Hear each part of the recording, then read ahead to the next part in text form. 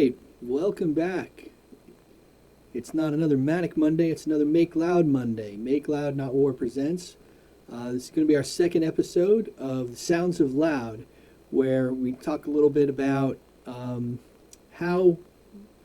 what process is going to making the songs that I make. And I got a request from one of the fans of the channel for an explanation of how I do my MIDI drum tracks. So I'm going to work today with a session that I've started.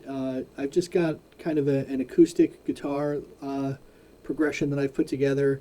We'll listen to a little bit of it. And the next layer for this particular song, and I don't do this for every song, but the next layer for this particular song I think is going to be drums. Sometimes I'll work with a click track all the way up to the end and add the drums at the end. Sometimes I'll start with the drums, usually start with something more melodic. But let's go ahead and we'll flip over to the session and we'll take a look at what we're working with today. So this session, go back to the beginning and we'll scroll up here. You can see there's just guitar tracks here. Like I said, it was acoustic guitar. I did it with the microphone you see, the Loud Audio, on the sound hole, and then I used a Shure SM48 near the neck, kind of a front side recording. I'm not sure that I did a particularly great job of it, but nonetheless, here it is. So it's just doubled. So I've got front and side on left and right channels here. And if we look at the mix, you can see that I've got them panned all the way left and all the way right, just to give it a little bit more fullness. Let's go ahead and take a listen to how it sounds. I'll take the click track off and we'll take a quick listen to how it sounds. So here it is.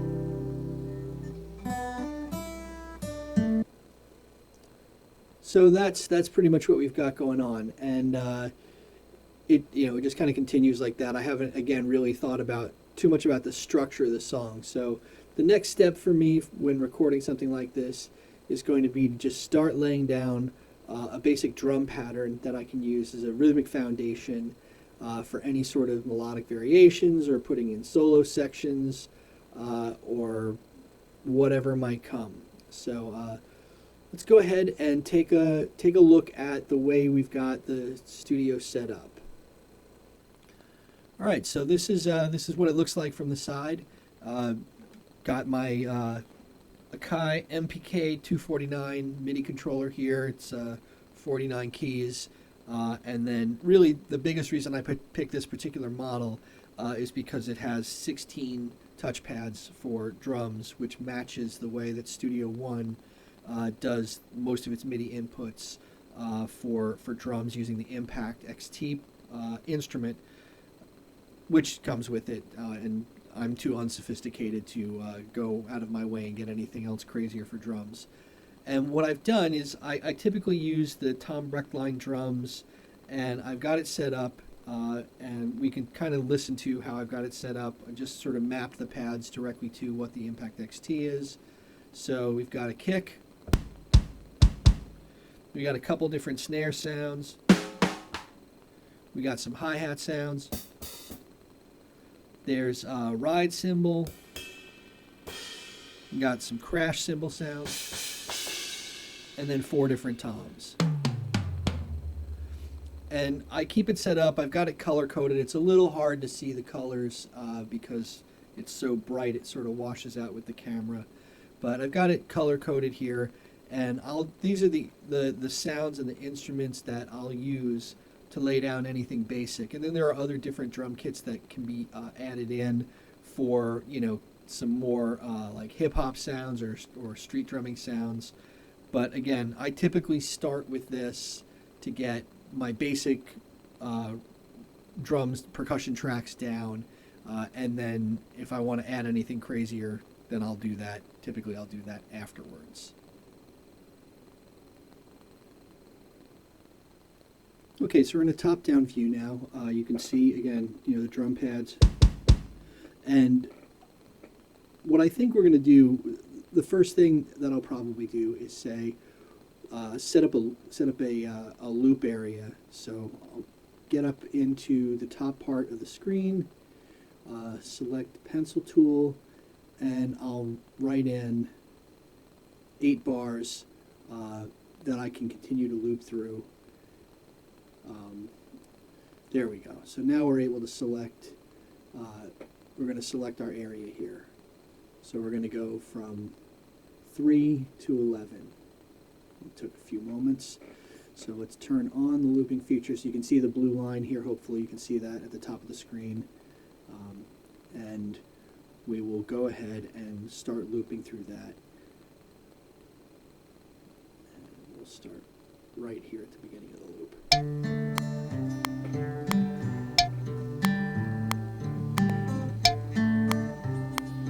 So I'm thinking about where I want to accent.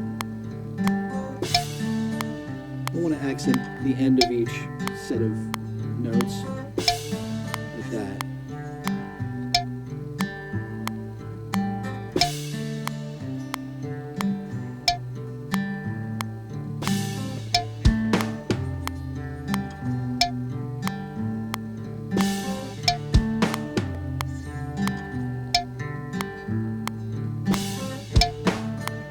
Came in early there. We'll figure it out. We'll rehearse it.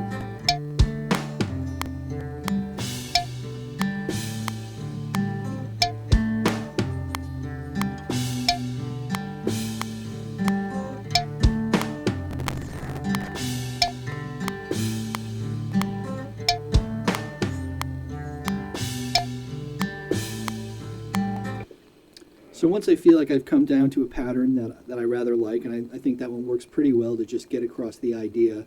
So then we'll go back, we'll start before the loop, and we'll just use Studio One's recording features. So I'll go ahead and hit record.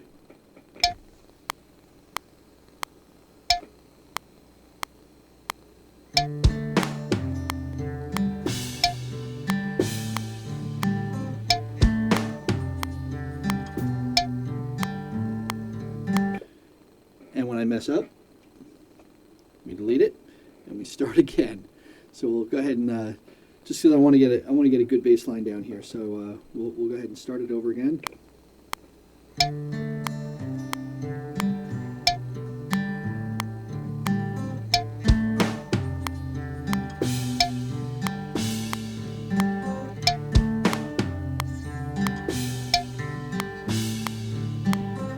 I forgot to hit record, so we're going to just go ahead and hit record now.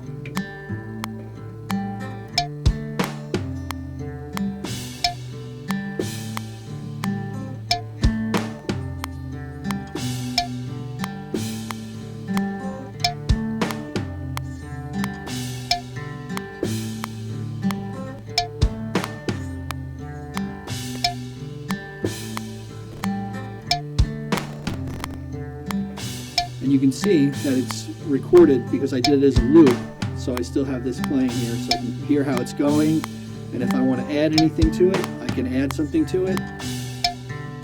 We're going to go ahead and stop it. Okay, so you can see that it's added the MIDI notes in, and I'll zoom in a little bit so you can see it a little better.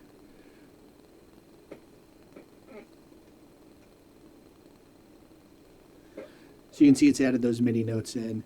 And we can even go into the edit view and see him using the drum track inspector where it tells you what all the things are named. I did go in and put those names in. You have to do that yourself. But once you've added the instrument, and I've added it to my template, so I have it every time. So as we go through the track, you can just sort of see how it plays.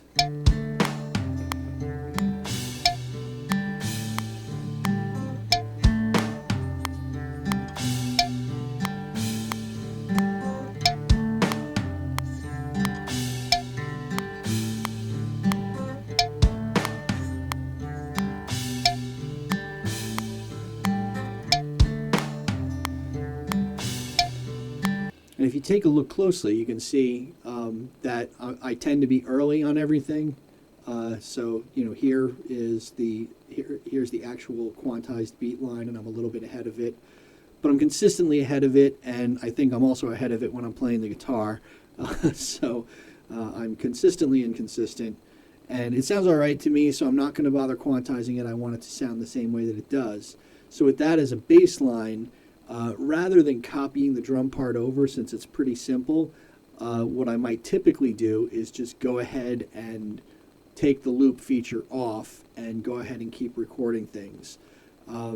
So that would be my typical process for that. So I just realized that I was talking about doing things on the Studio One screen, and I wasn't showing you the Studio One screen, so let's go back and take a look at that. So the first thing that we did was we went in and we drew in a line up here at the top, which I'll make, if I turn it on, you can see. This blue line here represents the loop. So when we did the first drum fill, we just went from 3 to 11. So we did 8 bars, which represents kind of the verse section, you might say, or the main melody for this song. And then we went ahead and activated the record feature here.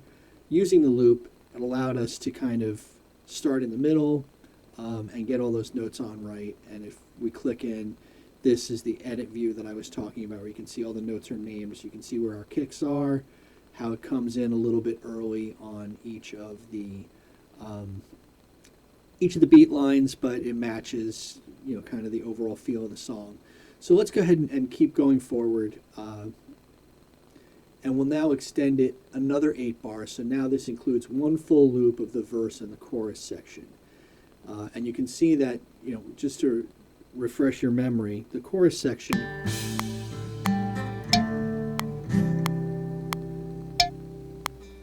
there's a lot more air in it. There's a lot more space for it. So we're not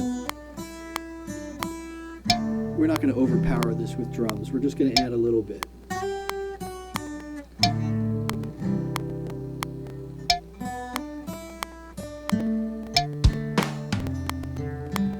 So starting over at the beginning, that's what it would sound like. And here's what we're going to add. We're just going to add a simple swell using the crash cymbals.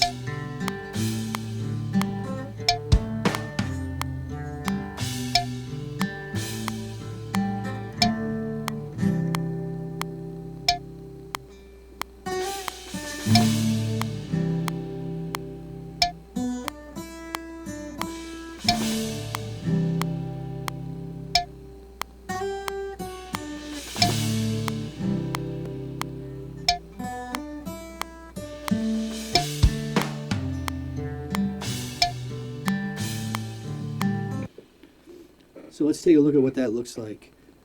If we scroll down to that end of the drum loop. Did we hit record?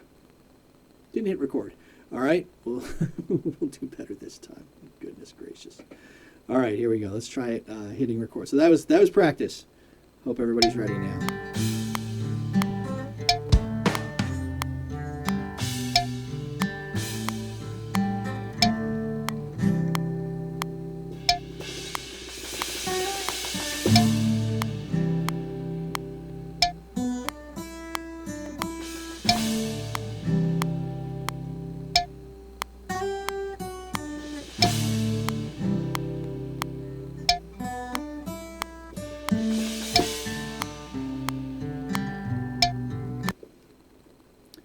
So I turned the loop off there because I wanted to make sure that I got the tails for the cymbals into the next verse, where it will override.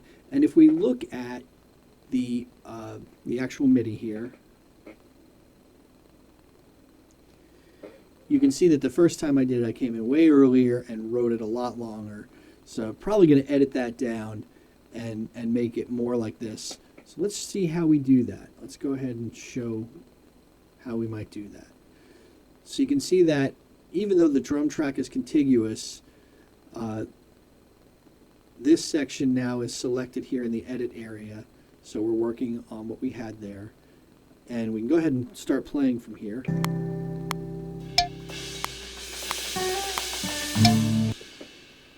So let's get rid of some of those notes. Make this a little bigger. We'll ride back a little bit. And let's maybe pick it up from about there. And see how that sounds.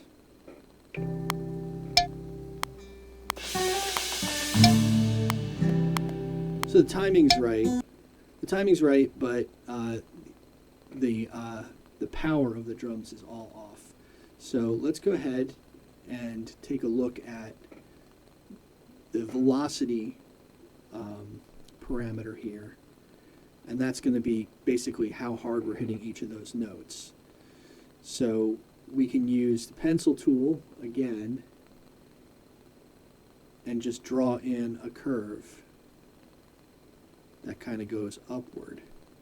And that's for one of the ride cymbals, and then go back to the arrow tool, and then we'll select the other set of notes, and then again we'll use the pencil tool and we'll draw in a similar curve.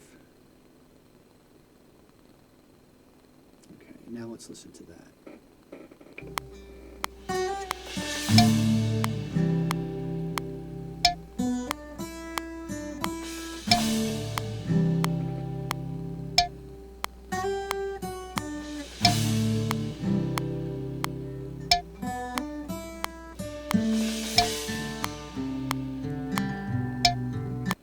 So I think that's the pattern that I'm going to go with for this. And again, like the first one that I did, because I drew it in with the pencil, you know, I had those really nicely shaped curves. I can go in here and do the same thing if I want to, or I can just leave it the way it is.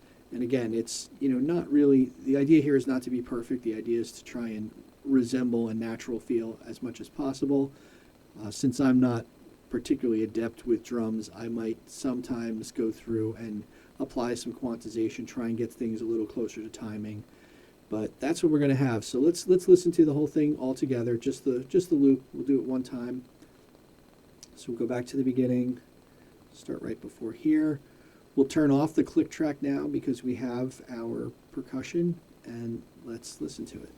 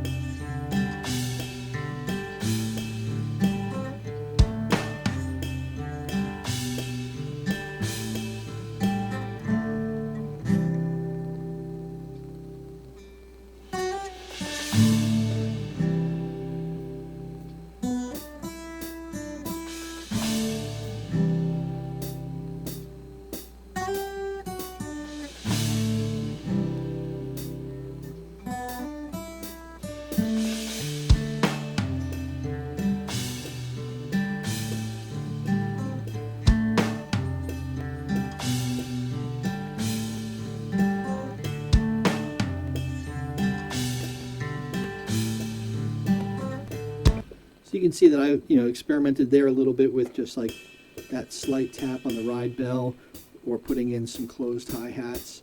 I don't know that I'll actually do that. I might add that later in the song, but again, using the looping feature in Studio One gives me the opportunity to kind of play around with that. And with the song with a relatively simple structure, I tend to use the simple structures a lot, the A-B structure. That's the way it's going to, come together. So that's how I do it. Feel free to ask any questions that you have in the comments section. I'd be happy to answer them.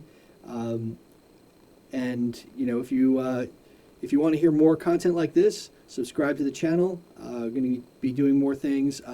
Had to postpone our interview with Vince until later this week, so we'll have our interview segment hopefully next week. We'll have some live stuff coming up and more content all the time. Hit like if you liked it. Come back every Monday and check out what I'm doing.